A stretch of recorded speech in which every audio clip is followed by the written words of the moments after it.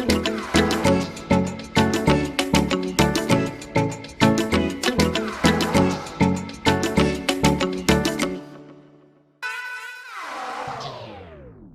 back mga kaduwit. Sa video na to, ang pag-uusapan natin ay itong automotive tester na to, no?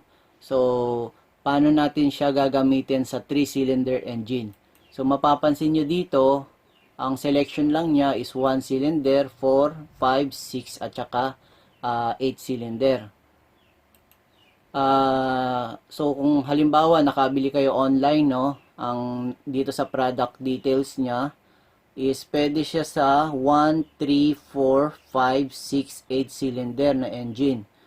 Pero yun nga, dun sa aking automotive tester is wala siyang 3 cylinder, 1 cylinder lang. Ayan, dito din, ito din yung sa product details niya, no? Ayan, malinaw dito na meron siyang 1, 3, pwede siya sa 3 cylinder. So, dito naman mga boss, para magamit natin yung ating automotive tester na yon ay magka-calculate tayo ng kanyang spark plug pulses at saka yung engine RPM. So, ito yung mga formula, no? Ayan. Para ma-calculate natin yung RPM is natin yung yung i-calculate natin, hanapin natin yung spark plug pulses and then i-divide natin sa number of engine cylinder.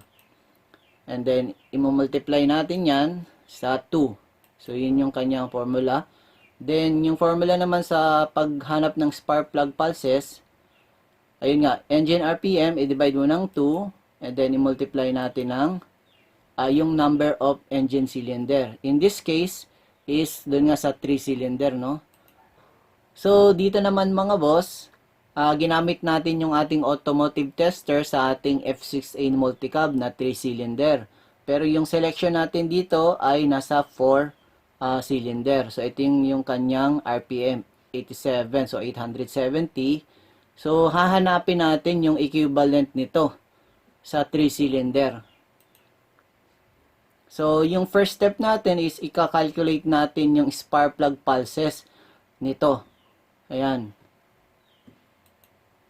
Yan nga yung ating formula, yung tachometer RPM, which is 870, i-divide natin yan ng 2. Ayan, then pagkatapos i-multiply natin sa number of engine cylinder. In this case is itong 3 cylinder na to.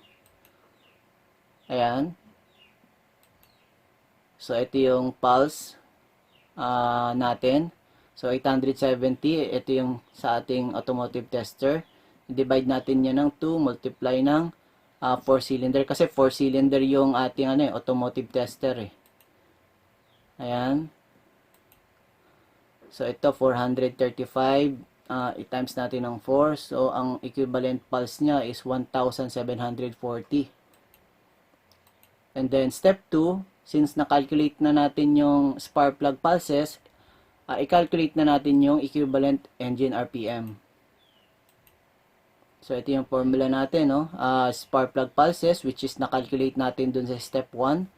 The number of engine cylinder, in this case, is 3 cylinder. Ayan, i-multiply natin ng 2. Ayan.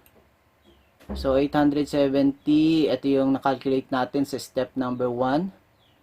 Then, ito yung hinahanap natin, equivalent niya sa 3 cylinder. Ayan. So, ito yung ito yung RPM natin sa 4 cylinder, then ito naman yung ating RPM sa 3 cylinder.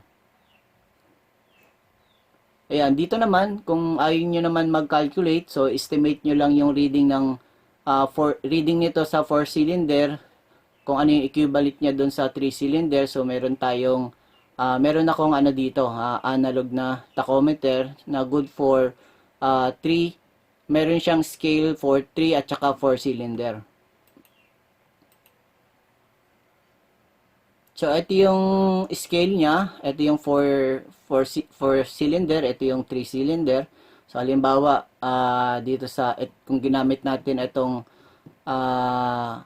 tachometer na to, kung ang indication niya sa 4 cylinder niya is 8, no?